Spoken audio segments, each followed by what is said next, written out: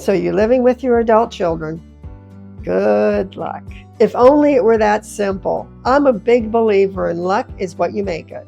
So let's make some luck today. Here's today's question regarding living with your children. When an adult child moves in, how do you keep the peace? Is there anything I can do to make things go smoothly? Hi, I'm Ann. Y'all ready to chat? I've been in this situation. And let me tell you, some ground rules need to be put in place before you let anyone move in. What I mean by ground rules, I don't mean my rules, my house, or is it my house, my rules? Anyway, I don't mean that. I mean boundaries. Don't you love that word, boundaries? You know what boundaries actually means in English? It means mind your own business. So everyone needs to mind their own business. And to do that, you need rules. So when you're putting the rules together, everybody sits down before your adult child moves in.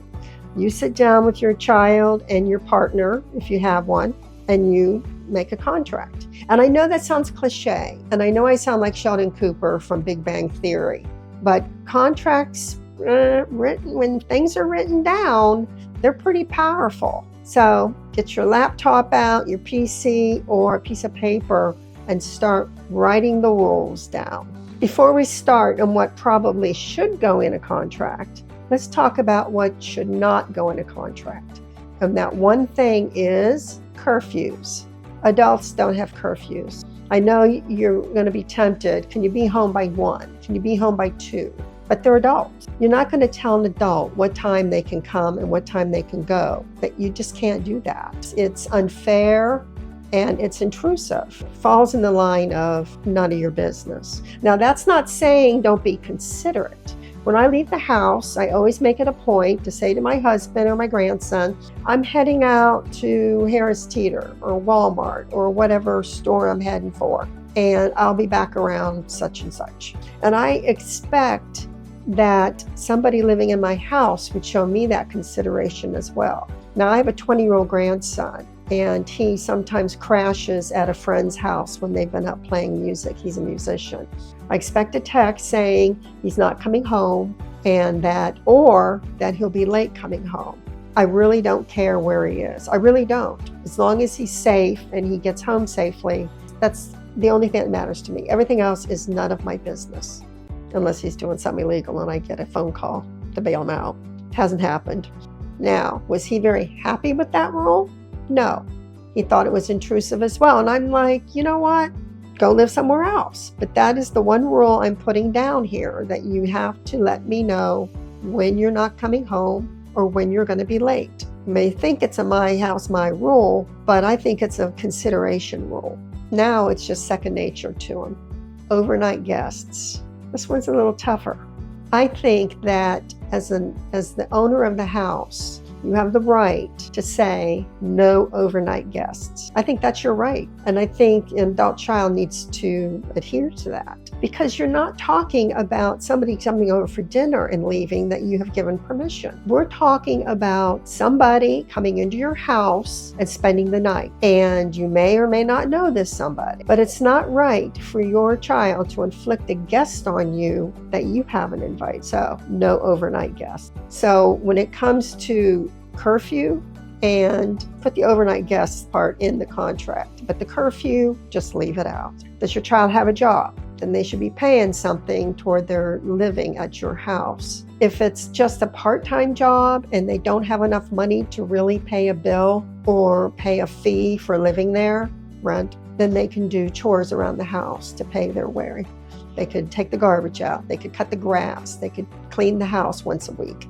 They can do all these things if they don't have the money to pay you. But there should be some form of compensation.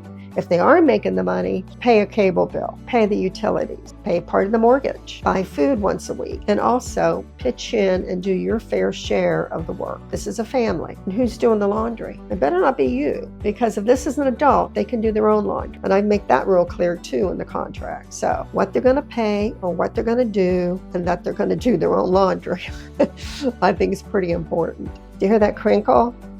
I'm sorry about that. That's a cat pulling out a plastic bag that's sitting on a chair. So just Try to ignore that. It's Dave, the half Siamese cat. So let me get back to this. Most kids are looking for a temporary retreat. They need to get their head together, get financially together, whatever the reason. Some of them get a little too comfortable and you need to give them a little push. So right from the beginning, put in that contract what the exit plan is going to be. Then put in there they need to have a job by this date, even if it's a part-time job, so they can bring some money in to pay for what they're eating and drinking and living off of you with. So basically, with an exit plan, you're giving them a sell-by date. You're saying, I want this date for you to be gone. That means making plans ahead of time. And I would remind them when it gets close to that date, what's your plan? You need to move out on this date. Now, let's say they got a job and they're way behind on everything. I believe in treating the exception like an exception. If they've gone out and have a job, or they're saving for rent, because if they just got a job, they may need to save for deposit. You can extend it. You can say, okay, I'll give you 3 months and then you're gone. And I don't think this is harsh. I'm not a hotel. I'm not someplace where you can just stay and stay and stay. You need to get on with your life, and your life doesn't mean living in my house. Believe me, you're doing them a favor. And if it comes down to they have to get some money together to move out, sit them down and help them budget. I've said this before. They didn't teach them how to budget in school. So sit them down, talk about the wants, needs, and savings, and help them set up a budget for themselves. This exit date needs to be in the contract. Next, avoid temptation to give them unsolicited advice.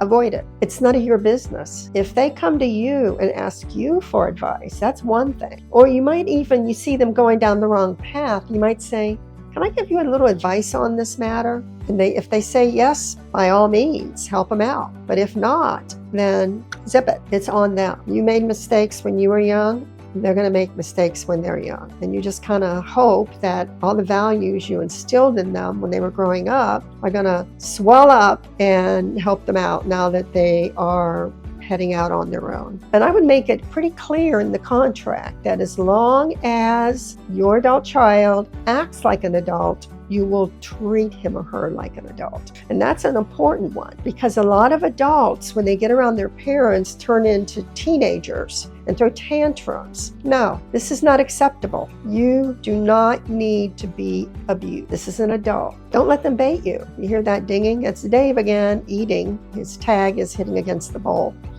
So I am so sorry about this. He just keeps interrupting the video. If they start giving you a hard time, and you say, look, I'm an adult, you're an adult. I thought we were anyway. So when you're ready to discuss this like an adult, let's get back to circle around. We'll circle around to this and walk away. Hard to do, I know, because they know how to push your buttons. You've got to suck it up and do it. This is your house. You don't have to be abused in it. And you don't have to deal with a teenager who's 22 years old. And believe it or not, that goes into the contract as well, that will treat each other like adults. That's an important one. Everything we've said thus far comes down to this, treating each other like adults. Once you've had your contract written out, typed out, printed out, and sign it. Both of you, all of you, sign it and make copies of it. And I don't mean pull it out and go, you've signed this contract every time something goes wrong. But I would remind them that they agreed to whatever it was they failed to do. We didn't do this when my stepson moved in. And he lived with us for quite a while. Now, his situation was a hard one since he had co-custody of a baby and ended up with full custody of this child. So, and worked 6 days a week. So he had a little more difficulty in moving out. But there reached a point where we were like, okay, this kid is 10 years old. He can be self-sufficient to a certain extent. Time to go. And so maybe I have nothing to talk about, but we got that kid raised. And now he's that healthy 20-year-old. What experience do you have with this? What would you change? Maybe you wouldn't change anything. You got it going on. We would all love to hear in the chat below. So please subscribe, and thanks for the chat.